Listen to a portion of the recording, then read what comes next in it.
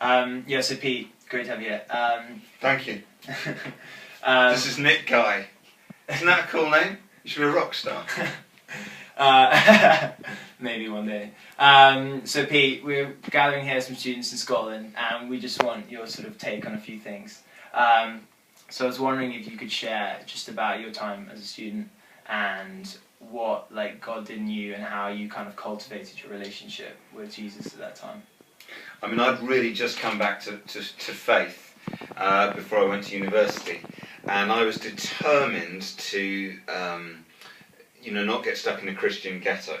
And so I sort of decided I wasn't even going to get involved in the CU because I so wanted it to be a mission field. In reality, by the end of the first year I was leading the CU, but my desire was to be really, really missional. And I remember I used to cook a spaghetti bolognese in halls every Thursday night, and I'd always invite someone who didn't know Jesus for spaghetti bolognese. And one day I invited a guy who was Jewish, and I managed to cook kosher spaghetti bolognese, which I was pretty proud of myself for. So, for me, the big thing at university was reaching out to friends. But actually, I'll tell you, I think it is vital to find fellowship. It's that balance, Nick. You don't want to get so stuck into fellowship that you lose contact with people who don't know Jesus. Mm. But like the old red-hot coal in the fire, take it out the fire, it loses its heat. So we do need other Christians. And so I would really encourage people to get stuck into Fusion or UCCF or a local church, but find fellowship. Mm-hmm. Because, like it or not, a lot of Christians even lose their faith at university. We want the exact reverse. We want to see people grow in their faith, get to know Jesus better, and win many others for Jesus while they're at uni. Okay.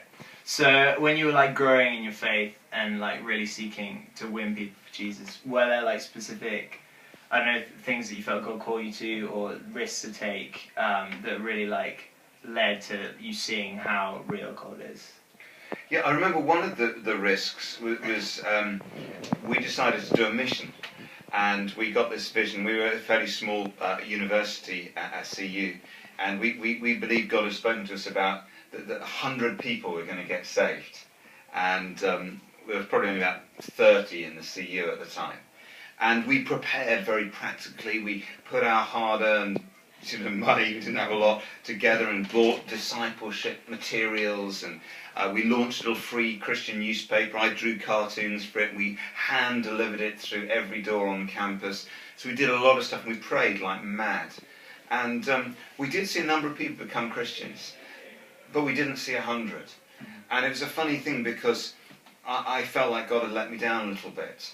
And it took me a while to realise that, God longs for people to come to know Him, but there is a spiritual battle. Mm-hmm. And that actually, funnily enough, I just the other day spoke at a church down in Yeovil in Somerset, and I met someone who became a Christian through that mission, and she's now on fire for God, and she's leading the children's work, and you see the long-lasting results. So, was it a risk? Yes. We put our money on the line. We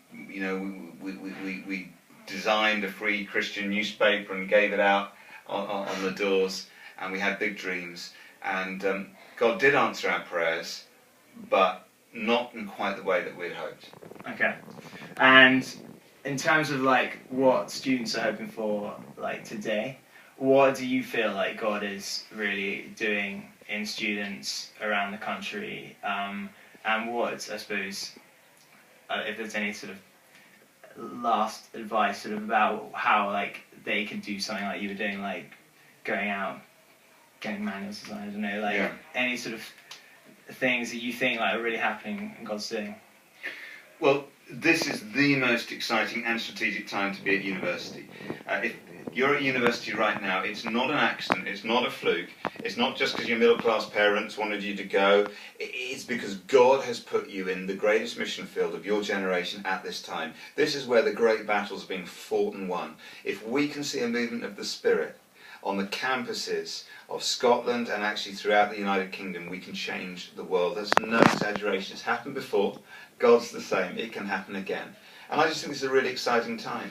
I think what's happening is the church is getting stripped back in some ways, and it's like the root of Jesse, if you've ever studied that in the Bible, this notion that people of God got stripped back just to this root, and then out of the root comes this new life, Jesus, and from that the church grows. And what I mean by that is I think, honestly, a lot of, it's very easy to quit Jesus right now, because so many of our friends aren't Christians.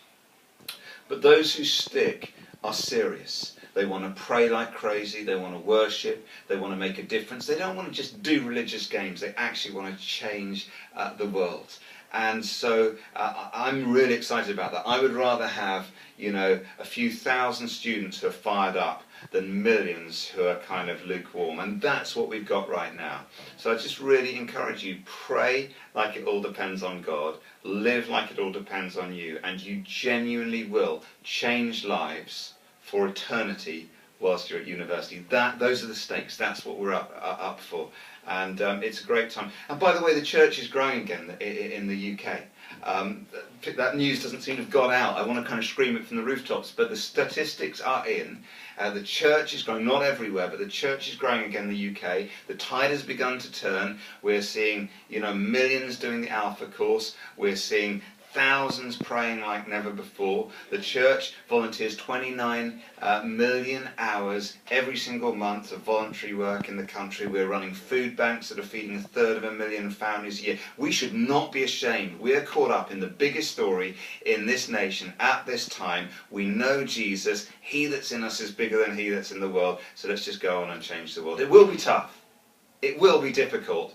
But with God's help, you can overcome. So let's just make a bit of history. There you go. That's my little rant for you. Thanks.